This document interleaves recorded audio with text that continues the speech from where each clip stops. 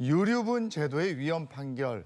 이거 남의 얘기 같지만 우리가 꼭 알고 지나가야 되는 얘기죠. 네. 저는 상속 이야기가 그 대기업 일가분들 그런 이야기인 줄 알아서 뭐 받을 것도 없고 별로 줄 것도 없는 분들도 반드시 알아야 되는 건가요? 네, 요즘은 상속 받는 분들이 크게 늘어나고 있기 때문에 사실 일일 드라마에서 아버지가 1조 원 남겨주셨대 이런 상황 나오지만 야. 그런 일이 벌어지지는 않겠지만 집 한 채만 상속을 받아도 주는 분도 가급적이면 내가 주고 싶은 사람에게 잘 주고 싶을 테고 네. 받는 사람도 잘 받는 게 무엇보다 중요하지 않겠습니까?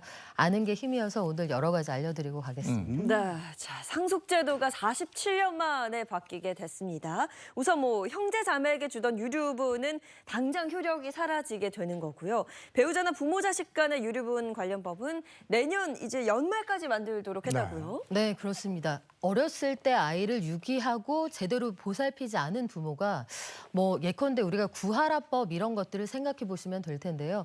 어렸을 때 아이를 유기하고 보살피지 않다가 사망 후에 갑자기 나타나서 상속의 권리를 주장한다든지 아니면 부모님을 제대로 봉양하지 않았으면서 상속만 받으려고 하는 이른바 폐륜 가족에게는 상속재산 안 줘도 된다. 제도가 이렇게 달라진다는 거고요.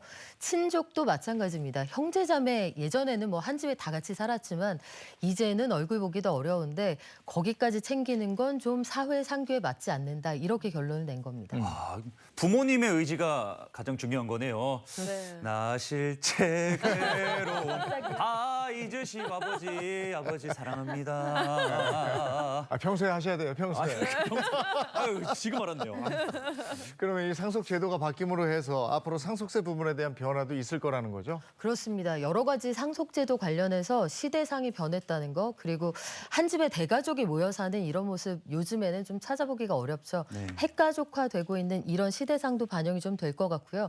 친척들하고 사실은 자주 만나게 되지를 않죠. 그래서 요즘은 결혼식장 이런 데 가면 내가 저 아저씨를 뭐라고 불러야 돼? 아마 그렇게 물어보는 집들 많을 겁니다. 그래서 이런 것들이 두루두루 제도에 반영이 될 것으로 보입니다. 네. 예전에는 오촌, 육촌 분들끼리 자주 만나고 그랬는데 요즘에는 사촌 우리 형님들, 누나들도 맞아요. 자주 못 만나는 것 같아요. 그렇죠. 그리고 명절에도 사실은 예전처럼 귀성 귀향끼리 그렇게까지 붐비지는 않는다. 시대의 풍속이 좀 달라졌죠. 명절에나 한 번씩 얼굴 보는데 이웃 사촌보다도 멀다라고 하지만 명절에라도 보면 다행인 게 요즘의 분위기입니다.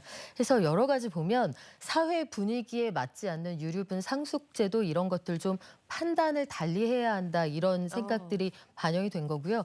상속제도도 너무 오랫동안 그 자리에 머물러 있었다. 이제는 좀 바꿀 때가 됐다 이런 의견이 많습니다. 네, 그러니까 시대의 흐름이라는 게 있는 건데 상속세 역시도 그 흐름을 좀 반영해서 달라져야 한다 이렇게 보시는 거군요. 그렇습니다. 상속세 제도가 마지막으로 개정된 게 1999년입니다. 그러면은 이게 손가락 10개 하고도 모자라죠. 네. 그 사이에 우리 사회에 어떤 변화가 있었는지 보면 최근 15년 동안만 전국의 아파트 가격 평균이 2배 올랐고요. 서울만 좁혀서 보면 아파트 값이 평균 3배 올랐습니다. 그런데 상속제도는 99년에 머물러 있다. 당연히 물가 상승분 이런 것들이 반영이 제대로 안 되겠죠. 25년 전이에요. 네. 그러니까. 근데 지금 서울에 집 한 채 가지고 있으면 웬만하면 10억 이상이거든요. 맞아요. 근데 이건 그대로란 말이에요. 그러니까 앞서 뭐 인선 씨 얘기했던 것처럼 뭐 기업 뭐 이렇게 네. 총수 뭐 이런 문제가 아닙니다. 이제 평범한 시민들까지 큰 상속세를 내야 하는 그런 경우가 굉장히 많아지다 보니까 거기에 불복하는 경우도 많아졌다고 합니다. 최근 5년간 이 상속세 납세 인원을 좀 보시면요. 상속세 납세 인원은 가파르게 늘어났습니다. 2022년 기준으로 2만 명에 육박하는 걸로 나타났는데요. 이는 전년 대비 30.5% 증가했고 5년 전과 비교했을 때 뭐 10,000명 넘게 늘어난 셈이라고 합니다. 네, 거의 한 10배 정도 늘어났죠. 와. 상속하는 인원 자체가 늘어나기도 했고요. 그래서 조세벌복의 건수도 그만큼 비례해서 늘어나고 있는 상황인데 사실 이게 좀 억울하게 느껴지실 수도 있어요. 내가 무슨 거부도 아니고 부모님한테 집 한 채 물려받는데 상속세를 이렇게까지 무겁게 물어야 합니까? 생각하실 수도 있겠고 세금이라는 게 사실 그렇습니다. 세금이라는 게 부가 고여 있는 쪽에서 고여 있지 않은 쪽으로 사회적 부를 좀 재분배한다는 기능이 있기는 한데 그런데 동시대의 대중을 설득할 수 있어야 조세 저항을 좀 줄일 수가 있겠죠. 그래서 집값 상승분 이런 것들 그리고 1주택 상속과 관련해서 여러 가지 자녀들 간의 분쟁으로 번질 수도 있는 상황입니다. 전반적으로 이 상속세율 자체를 경제 규모에 걸맞게 좀 바꿀 때도 된 것 같습니다. 네. 야, 저는 우리나라가 그렇게 상속세가 높은 줄은 전혀 몰랐거든요.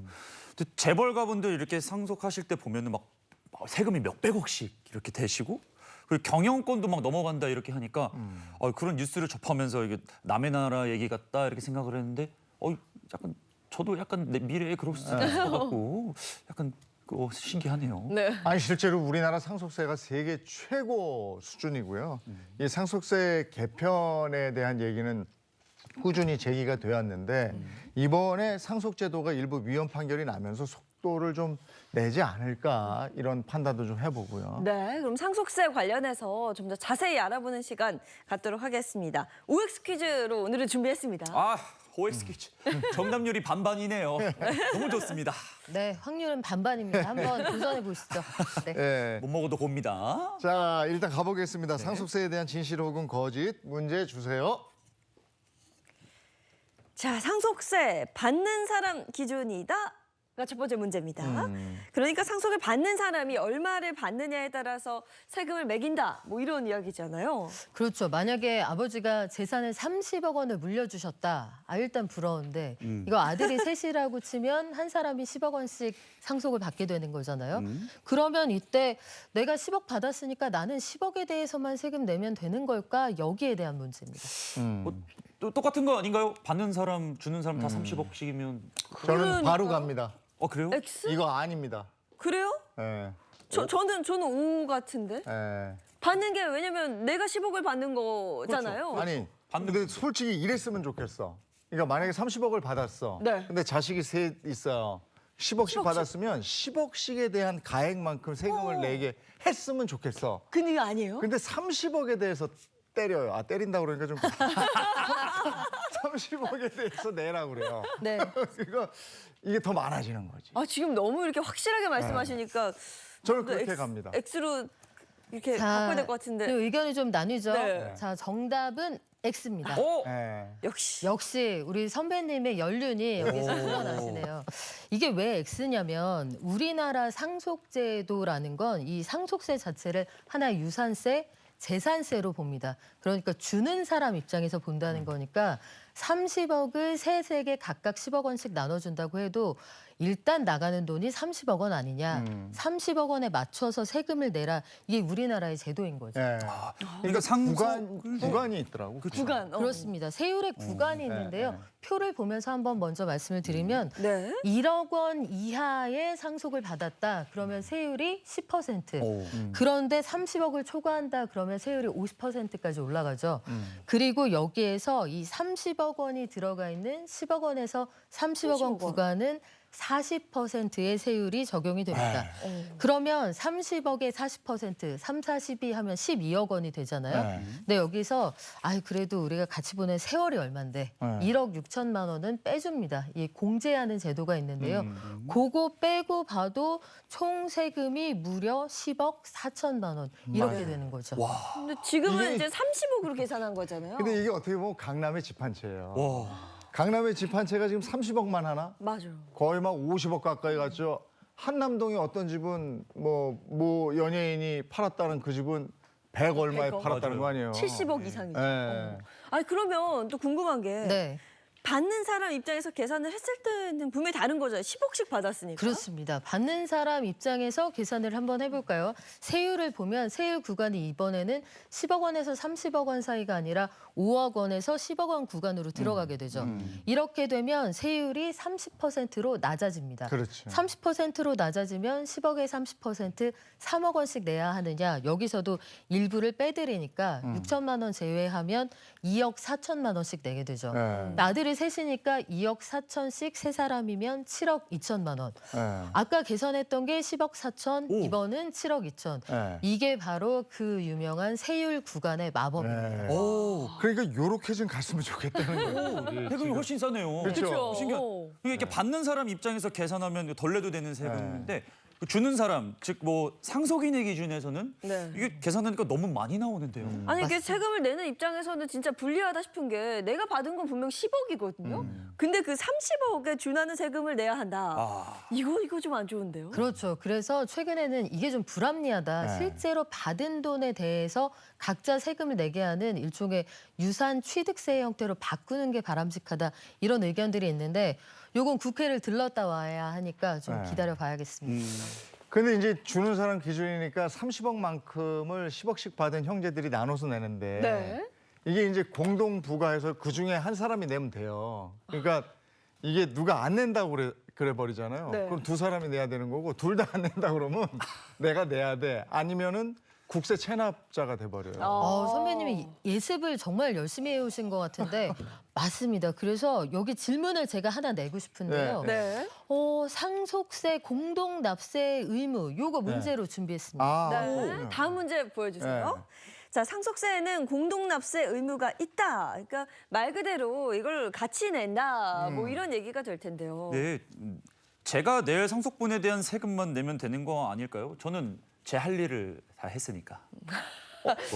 근데 어쨌든 한 10억 내야 되면 세 명이 10 나누기 3 해야 되는 거 아니에요? 네. 뭔가? 근데 10 나누기 3을 했는데 어떤 누군가가 뭐 안 내겠다 이럴 수도 있는 건데 우리가 일단 한번 들어볼까요?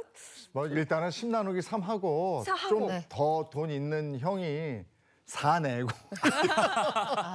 합리적인데? 세상 모든 형이 마음이 저러면 좋은데 일단 정답을 확인을 좀 해볼까요? 네. 정답은 옵니다. 그렇죠. 자, 이게 그 모든 삼형제가 있을 때 모든 형제가 다 잘 살고 다 상식적이고 그러면 좋은데 왜 집집마다 소쩍새 우는 사연도 있고 아픈 손가락도 있게 마련이잖아요. 이게 상속세 및 증여세법은 누구 한 사람이 안 낼 경우에 공동 납세 의무가 있다 이렇게 규정을 하고 있습니다. 네. 그러니까 만약에 첫째, 둘째가 제대로 냈는데 막내가 난 돈 없어 이렇게 형들이 좀 알아서 해줘 하면 형들이 함께 내줘야 된다는 거죠. 그 설마 첫째, 둘째한테 내라고 하시는 네. 말씀이신 거죠? 그렇습니다. 국세청에서 이제 전화를 하는 거죠. 네. 저 실례지만 세금 내신 거 알고 있는데 막내 그 세금을 두 분이 나눠서 내셔야겠습니다. 어허. 이렇게 해서 우리 선배님처럼 넉넉한 큰형님이시면 좋은데 우리는 못 내겠는데요. 이러면 이제 싸움이 나기 시작해요. 그렇죠. 그러면 이거 곤란해지는 거지. 근데 어떻게 보면 마음 좋은 사람은 돈 내야 되는 거고 남을 나라 하는 사람은 돈 안 안 내버리는 내고 거고. 지나가는 거고. 그러니까 깝깝하잖아요. 그래요. 이게 연대 납세 의무를 이용을 해서 사실은 이게 좋기도 나쁘기도 한 네. 제도입니다. 배우자 공제를 만약에 이용을 하시면 어머니나 아버지 한 분이 살아계실 경우에 이쪽에서 공제를 많이 받고 나머지 세금을 상당히 줄일 수 있는 그런 제도이기도 한데 형제들끼리 나눴을 때 요거 좀 문제가 될 수 있으니까 사전에 사이좋게 화기애애하게 마무리하시기 바랍니다. 네, 근데 그게 참 어렵죠. 네, 화기애애하게 마무리하기가 참 어렵습니다. 자, 그럼 다음 퀴즈도 한번 가볼까요? 문제 보여주세요. 자, 상속세 하루만 늦게 내도 가산세가 붙는다입니다. 하루만 늦게 내고. OX 뭘까요? 근데 이거는 일단 상속세는 대체 언제까지 내야 되는지를 알아야 제가 알기로는 않을까요? 돌아가시고 6개월 6개월. 안에 이걸 해야 되는 거예요. 6개월. 네, 맞습니다. 유산을 남기신 분, 그러니까 사망하신 분이 그 사망한 달로부터 반년 이내에 신고 납부를 끝내셔야 되고요. 이게 망자나 유산 받는 분 둘 중에 한 분이 외국에 계시다고 하면 연락이 잘 안 될 수 있잖아요. 이 경우에는 석 달 더 말미를 줍니다. 그러니까 최장 9개월 안에는 끝내셔야 합니다. 네, 그러니까 6개월과 9개월이라는 건데 여기서 하루라도 늦어질 경우 세금을 더 내야 한다, 가산세를 내야 한다, OX입니다. 저는 뭐 이거 고민도 없이 아니, 뭐 내지. 네. 예. 이거는 뭐 죽음과 세금은 피할 수 아니면 없다 하잖아요. 가산세 바로네요. 네. 네. 볼까요? 세 분 다 의견이 같은데 네. 저는 따라갔어요. 네. 맞습니다. 맞죠? 진짜요? 네. 네. 세 분 다 정답 딩동댕. 오. 세금과 죽음은 피할 수 없다 기억하고 계시는데요. 이게 국세라는 걸 누구 사정 하나씩 봐주면 한도 끝도 없겠죠. 맞아요. 그래서 세금을 정해진 기한 내에 내지 못하면 가산세 붙는데 가산세가 무려 20%가 오, 붙습니다. 20%? 세다. 상속세니까 굉장히 금액이 커질 수 있고요. 야, 20%. 이게 끝이 아닙니다. 여기에서 일할 계산한다고 해서 매일매일 지연 이자를 물게 되거든요. 와. 이게 0.0022 뭐 이런 숫자로 나가기는 하지만 네. 쌓이면 굉장히 큰 돈이 될 수 있기 때문에 세금은 기한 내에 낸다. 야. 가능하면 마감일까지 기다리지 않고 여유 있으면 좀 일찍 미리미리 내시는 거 권해드리겠습니다. 오, 세다. 아니 20%좀 너무 센데? 너무 센데요 이거는? 하루만 늦어도. 오. 그래요. 아, 정말 20%? 20%. 무신고 가산세가 그만큼 높다는 거고요. 사실은 상속세뿐만 아니라 모든 세금에 일할 가산되는 그 징벌적인 세금이 붙거든요. 이런 것도 특히 이번 달 종합소득세 네. 내시잖아요. 네. 요거 늦게 내시면은 역시 마찬가지로 그것도 그래요? 아하. 물론 세율 20%는 아닙니다만 네. 요것도 기억해 주시면 도움이 될 것 같습니다. 야. 정신 바짝 차려야 됩니다. 야, 상속세 이거 네. 신고 잘못했다가 20%더 내고 하루 늦을 때마다 붙는 이자가 따로 있고 와, 무섭습니다. 무섭습니다. 근데 좀 그런 게 사실 상속세를 바로 내지 못하는 뭐 그런 경우도 있을 수 있는 거거든요. 뭐 예를 들어서 돌아가시면서 이제 집을 상속을 받게 됐는데 6개월 내내 매매가 되지 않을 경우라든지 뭐 당장 상속세를 낼 수 있는 뭐 현금이 없다. 이런 경우에는 어떻게 해요? 네, 그런 경우도 있을 수 있죠. 그리고 대부분의 경우에는 사실 현금을 물려주시기보다 부동산 등의 형태로 남아있을 경우가 있는데 요럴 때 6개월 내 처분이 안 된다. 요 다음 문제에서 정답 알려드리겠습니다. 자, 궁금합니다. 다음 문제 바로 주세요. 자, 상속세도 분할 납부가 가능하다. 야, 이거는 제가 또 네. 이미 배웠죠. 알고 있습니다. 그 우리 저 S 기업이 네. 보니까 나오잖아요. 그렇죠? 네, 그것 네. 때문에 뭐 S 주식을 판다 뭐 이런 얘기 하잖아요. 그래서 오. 네. 저희는 뭐 자신 있게 네, 오를 들었고요. 제드래곤 선배님 오 하시는 거죠? 네. 따라가겠습니다. 오늘 되게 뭐 신뢰감이 있네요. 네. 아유. 아니 오늘 세 분 다 완전 우등생이신데 정답 O 맞습니다. 아, 역시. 이게 세금의 크기가 워낙 크거나 할 경우에는 할부로 내실 수가 있는데요. 두 가지 제도가 있습니다. 하나는 분납, 신고할 때 일부를 내고 2달 안에 자녀 세금을 내는 그런 제도가 일단 하나 있다는 거 먼저 말씀을 드릴게요. 자, 그러니까 일부를 내게 먼저 된다면 내고 그러니까 1억이다 이러면은 먼저 100만 원 내고 2달 뒤에 나머지 9,900만 원을 내고 뭐 이렇게 하는 거예요. 오, 그건 아니고요. 이게 금액 기준이 있는데 네. 1,000만 원 이상 2천만 원 이하다라면 일단 1,000만 원은 기본 요금이다 생각하시고 미리 내셔야 합니다. 그리고 2천만 원 초과하는 경우에도 절반은 미리 내셔야 한다는 거 분납제도 규정은 그렇게 되어 있습니다. 아, 그러니까 총액의 50% 이상은 즉시 납부를 해야 된다. 그렇죠. 반은 일단 무조건 먼저 내야 되고 일부는 시일 내에 내고 2달 안에만 완납을 하게 되면 뭐 가산세나 불이익은 없는 거겠네요. 그렇습니다. 이 경우에는 가산세나 불이익은 없고요. 정부하고 사전에 합의된 할부제도다 이렇게 이해하시면 되겠습니다. 이게 분납이라는 거고 우리가 이제 아까 S전자 그렇죠. 얘기를 했습니다만 거기에서 보면 연부연납이라는 걸 하더라고요. 네. 연부연. 예.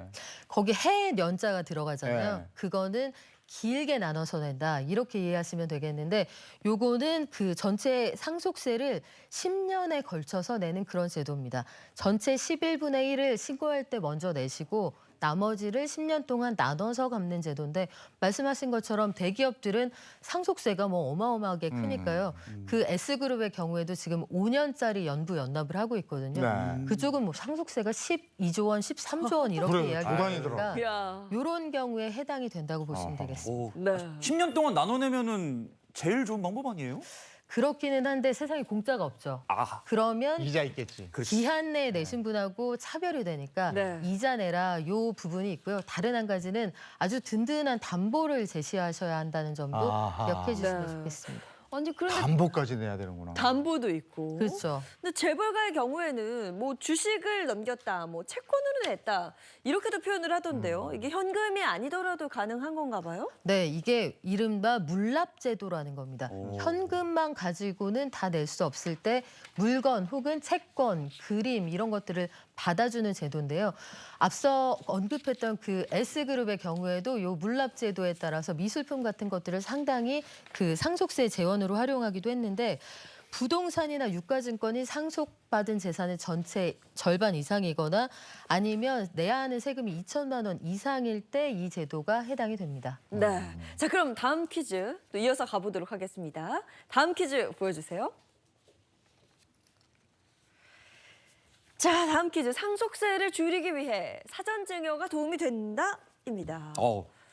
요거 좀 어려운데 저는 뭐 그런 얘기 들었어요. 소위 말해 좀 많이 가지신 분들은 미리미리 좀 준다. 그게 이득이다 뭐 이런 얘기 아니 들었거든요. 근데 이를테면 그거야. 지난번처럼 집값 막 올라갈 때 그때는 미리 하면 그쵸. 낫죠. 음. 근데 집값이 떨어진다고 생각해봐. 미리 하면 안 좋지 않겠어요? 그렇죠. 이게 그것도 예, 이거 돌아가신 헷갈린다. 분의 상속세가 재산에 대한 상속세 아니 그래서 그 얘기도 들었어요. 10년 안에 돌아가시면 증여해놓고 그러면 이게 또 상속에 또 포함이 돼요. 그러니까 오래 사실 요량이 미리 그거 주는데 어떻게 알아요? 그러니까 야. 이건 판단이 좀 애매한데. 자, 그런 것 일단 같은데? 한번 들어볼까요, 우리? 이거 뭐 저는 저 일단 오. 그럼 뭐 어쨌든 그냥 자, 들었던 좋은 대로. 절세 방법인 것 예, 같아요. 예. 네, 저의 답은 세모입니다. 아, 그럴 수도 있고 세모. 아닐 수도 있고. 아니 잠깐만요. 아까 OX 반반이라고 좋아했는데 세모가 어디 있습니까? 이게 그때그때 달라서 아, 그래요. 왜 그래요? 그러냐면 지금 그 이재용 MC께서 말씀해 주신 것처럼 상속세하고 증여세는 이 주느냐 받느냐 입장에 따라 좀 달라지거든요.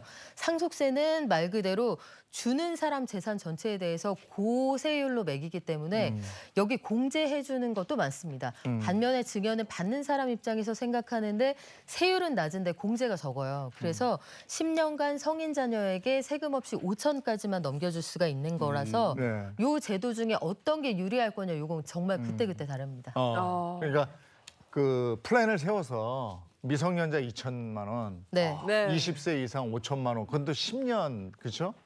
근데 증여가 오히려 독이 되는 수도 있다는. 네. 그렇습니다. 이게 그 만약에 10년 전에 재산을 조금씩 증여를 하다가 10년 안에 만약에 재산을 어느 정도 증여한 상태에서 10년 경과 이전에 돌아가시면 계산이 상당히 복잡해지는데요. 우리 실제로 예를 한번 들어볼까요?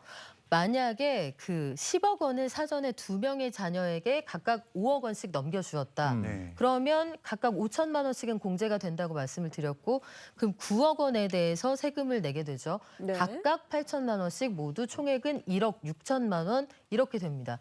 그런데 만약에 이렇게 증여를 하고 나서 이 증여해 주신 부모님이 10년이 경과하지 않고 돌아가셨다 이러면 네. 얘기가 완전히 달라지거든요. 네. 오. 이때는 상속을 통해서 일괄 공제 받을 수 있는 부분이 굉장히 손해를 보게 되는 그런 계산이 나옵니다. 그러니까 상속세. 증여세 낸 거 빼고 요게 하여간 상속에 같이 포함이 돼. 그 증여로 받은 돈이. 네. 그렇죠. 그래서 가액이 늘어나는 거잖아요. 맞습니다. 총액에서 상속을 받을 때 5억 원을 일괄 공제해주는 제도가 네. 있는데 나는 그 5억 원 이상을 받았네 계산이 이렇게 되는 거죠. 이미 4억 5천만 원, 4억 5천만 원 이렇게 받았으니까 공여가 5억 원 된다고 해도 9억 원을 받아갔으니까 5 빼기 9는 이미 마이너스로 가지 않습니까? 네. 공제받을 세금이 없어진다 이런 얘기죠. 그러면 이분들 같은 경우에는 뭐 상속세를 낼 때도 공제를 하나도 못 받고 그러니까 이게 쉽게 말해서 그냥 다 내야 되는 거죠. 그렇죠. 우리가 시쳇말로 생으로 다낸다. 생으로. 그렇게 되는 거죠. 근데 만약에 있잖아요. 네. 10년 안에 증여를 살짝 했는데 네. 그 증여세를 안 냈잖아요. 네. 근데 9년 정도 됐는데 돌아가셨어. 그럼 이걸 조사하잖아. 네. 엄청 추징가. 맞습니다. 요것도 잊으시면 안 되는데요. 그 부모님께서 사실 오래오래 사시는 게 좋고 건강하게 계속 계시는 게 좋겠지만 돌아가실 무렵에 큰 돈이 오고 갔다. 요거 그냥 넘어갈 것 같죠. 국세청이 다 찾아내서 세금 맞아요. 물립니다. 아하. 네. 그 돌아가시기 10년 안에는 증여 금지 이게 중요 포인트인데 이걸 누가 아냐고요. 그렇잖아요.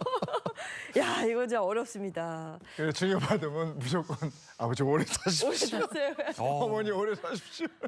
저희가 이제 상속세에 대해서 좀 알아봤는데 이게 정말 사실 그 세금이라는 게 단위도 엄청 커지고 네. 좀 어렵고 아니 좀 그런 억소리 부분도 있는 것 나잖아요. 같아요. 그리고 아우. 저 진짜 있는 분들은 조소리까지 나잖아요. 그렇죠. 앞서 말씀드렸던 그 삼성의 경우에도 26조 원을 상속을 하고 상속세로 12조 원을 냅니다. 네. 그러면 이런 것들이 사실 서민 생활에도 영향을 좀 미치거든요. 네. 거기에서 세금 내려고 주식 갖다 판다.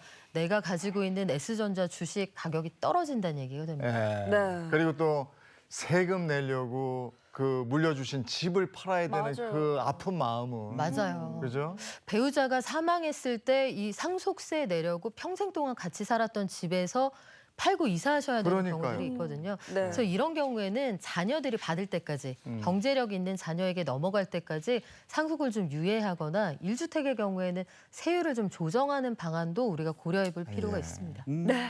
이게 지금 다 해당돼요. 지금은 이제 집 한 채만 그냥 있어도. 부자들의 얘기가 아닙니다. 맞습니다. 예, 오늘 상속세에 대한 얘기 나눠봤습니다. 고맙습니다. 고맙습니다.